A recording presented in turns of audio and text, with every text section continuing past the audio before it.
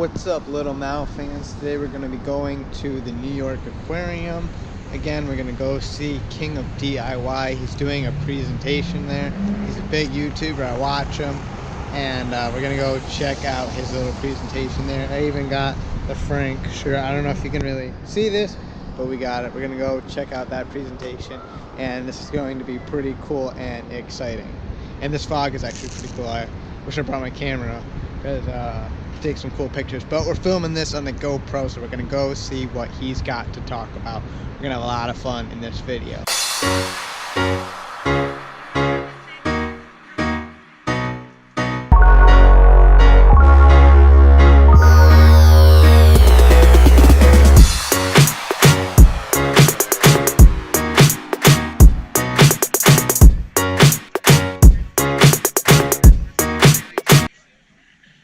So we're starting at 5, 6, 7, 8, 9, 10 here. So nice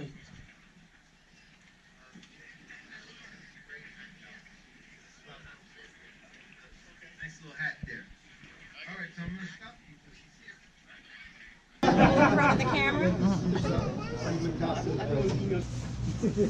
So we're going to talk about some things that mean a lot to me, and I hope that some of the things I'm going to show you will have an impact on you today. I'm going to share with you guys some things I've never talked about on camera, or told anybody before, or really told the entire story. Shortly. 5 minutes. How many in this room know who I am anyways, besides? Alright. There goes half my talk.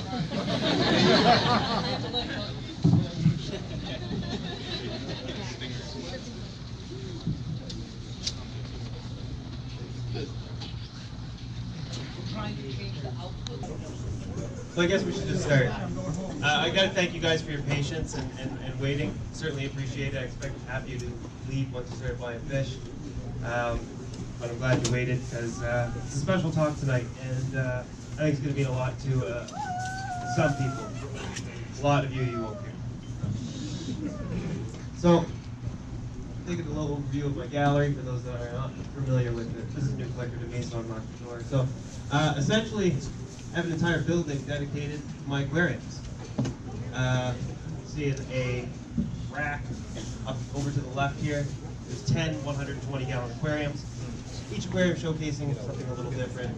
I just want to give you an overview of what the room kind of looks like inside of it, and then we're going to break it down and go from there. There's the 375-gallon rainbow fish tank. Kind of want to see everything, and man, I got some stories for you guys today. I had second thoughts a few minutes ago. I was like, I don't know, looking around this room, if anybody's going to be able to relate to me and my story of how I got into the hobby in the first place. But you know, all of what I'm about to tell you is the truth. And I hope you guys enjoy it. So you guys know me as the King of DIY. You guys know that I got almost 668,000 YouTube subscribers, which is kind of cool. My videos got 138 million views. And on my combined social media network, over 1 million hobbyists right now. Which is fun, but that's not where this all began, and that's not where we're supposed to go. The story starts with the aquarium hobby saved my life. I gotta crack jokes, because this is an emotional story for me. Again, it's true. My wife is here, who's gonna be shaking her head the whole time, like, why are you talking to me?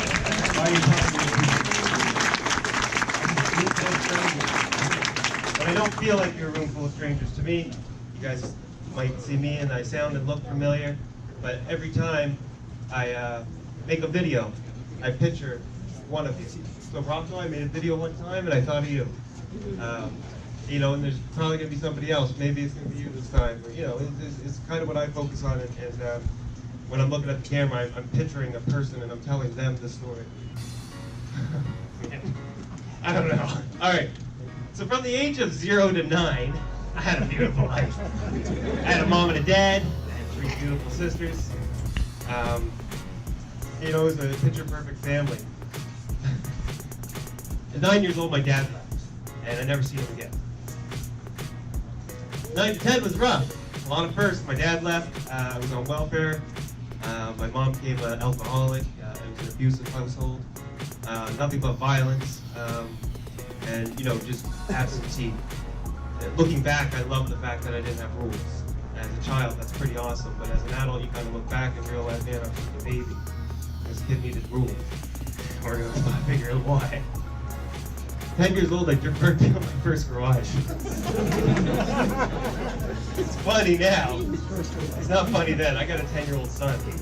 Rocco, how old are you? Yeah, don't put burning down garages. We're going to have to summarize a lot of this, but these are just the highlights of my life. At 11 years old, I was expelled from grade 6.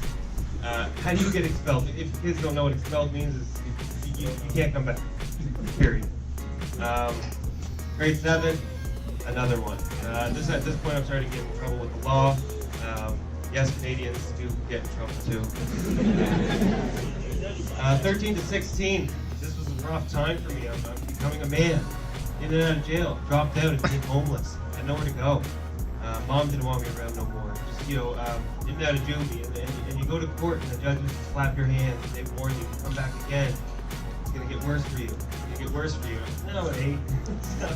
Every time I went back, it would get worse. 17 to 19 years old, I spent in prison. At 19 years old, I got out of jail, and within a week or two, I met my childhood sweetheart, Tanya, and you know, things were a little different then. At 19 years old, we got into the hobby. The way that happened was we'd go to the mall every once in a while. And I didn't have a job, but Tanya had a nice job and a nice car. She was a cute girl. And I just got out with nothing, so it was a good decision for me. You girls aren't the only ones doing that. She was my sugar mama. You heard it here first. Yeah. We go to the mall and there's a pet store there. And at this time, I just got out of jail. Jail doesn't perform you.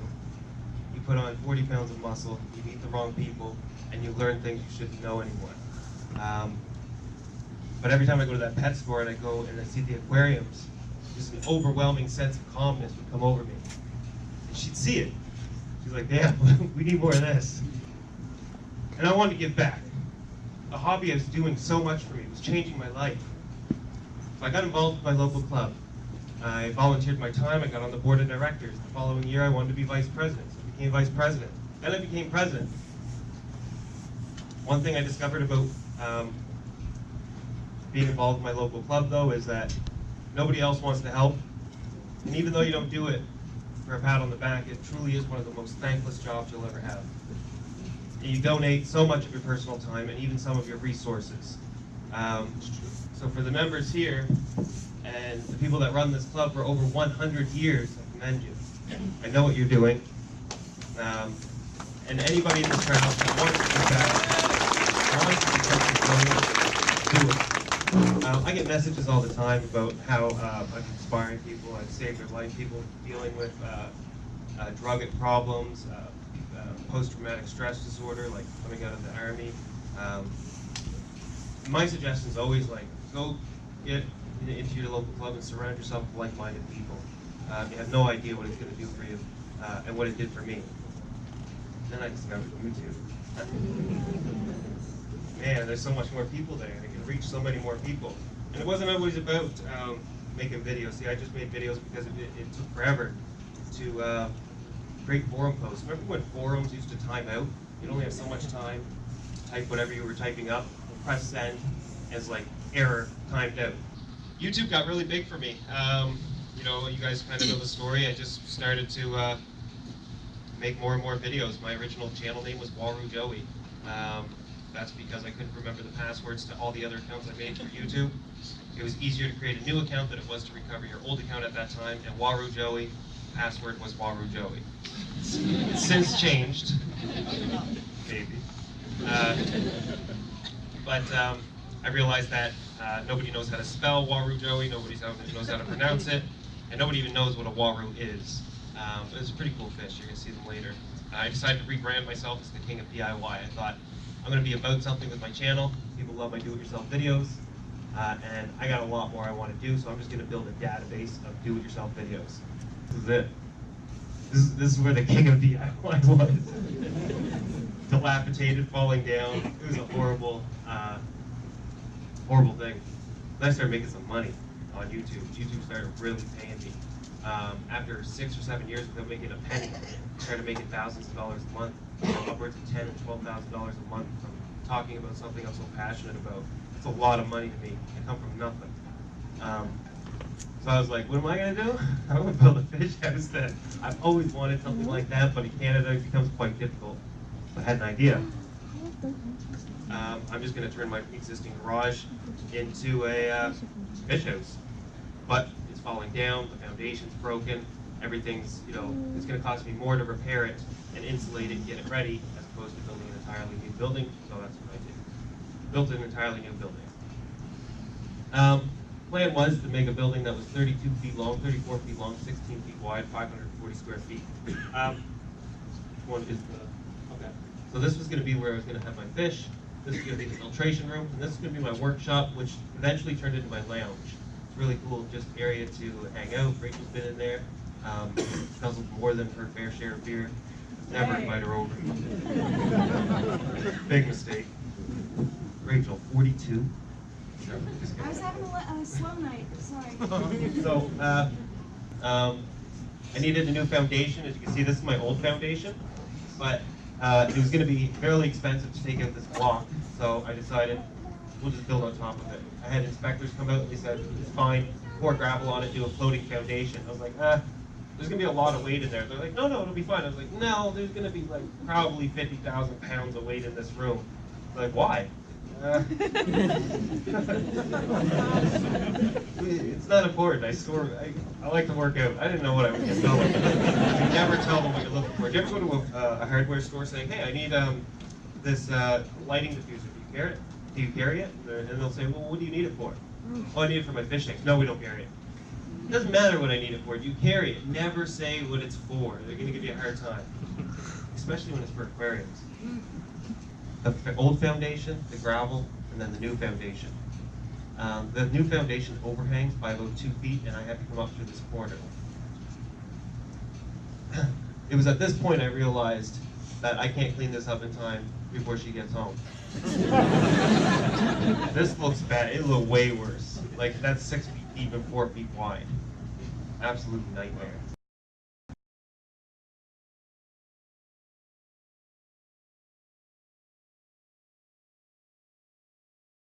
Okay, so that concludes the video of meeting King of DIY. It's very interesting to see the behind the scenes and actually get to see his presentation in person. That was a lot of fun. It was a lot of cool to see that. I had a lot of fun at the event, and the auction was pretty cool. They auctioned fish, so there was a lot of people there, and it was kind of interesting that like 80% of the people at that thing only went there because of King DIY. It is what it is. Maybe they'll get more people to sign up just for the event. So that was really, really cool. I'm going to go ahead and show you my tanks right now, and then we're going to go ahead and close the video. This apartment, we got a goldfish, as well as some snails, 2 ivory snails, and then we have some x-ray tetras in the back there. We also have some of those dwarf frogs. I'm not quite too sure where they are in here. And we do have a red crab and a loach in here as well. And they all seem to get along well. They've been in here for quite a while together, and they all seem to be, having a lot of fun. We got our plants here, but they do seem to be dying a little bit. At least that red one in the back. We got to get a light for this picture, but this is a nice setup. I really like it. I really like how it's very planted, and we got a double-decker thing over here. And we gotta put some more plants up on there, but that will come with time. And then here we have our beta tank, and we have our baby boy betta that we got at Petco, and he is growing. He's pretty small right now, and we got him. He's just a fry, and I really like that fish as well. We got some plants in the planted tank, and we have this moss ball, which I really like as well. And then we also have 4 ruby tetras. I think that's what they're called anyways. But they don't get very big. They stay kind of small like that, and I like that that they are a tiny fish. They're very cute, and when we feed them some more live food, the reds are really gonna pop, and this is just gonna be amazing. It'll pop really hard against this white substrate, the sand. We've got these 2 plants here as well. We also have some duckweed on the top for that to grow as well, and we have some shrimpies in the back, although I think they might be getting sucked up by the filter because I see less of them, unless the baby boy is eating them, but I highly doubt it. I think they're getting sucked up by the filter. If you know anything I can do to prevent that, so that way they're not going to get sucked up by the filter, please let me know as well. So if you like this video, please remember to comment, rate, subscribe. We will reply to every single comment, and if you'd like to see more fish videos, please let me know. Let me know in the comment section down below. I will link Joey's channel from King of DIY if you don't know him already. I mean, you probably should if you have any interest in aquariums at all. But yeah, he's #1, so we'll link that as well. And thank you so much for watching. We'll catch you in the next one, and remember to subscribe. Thank you.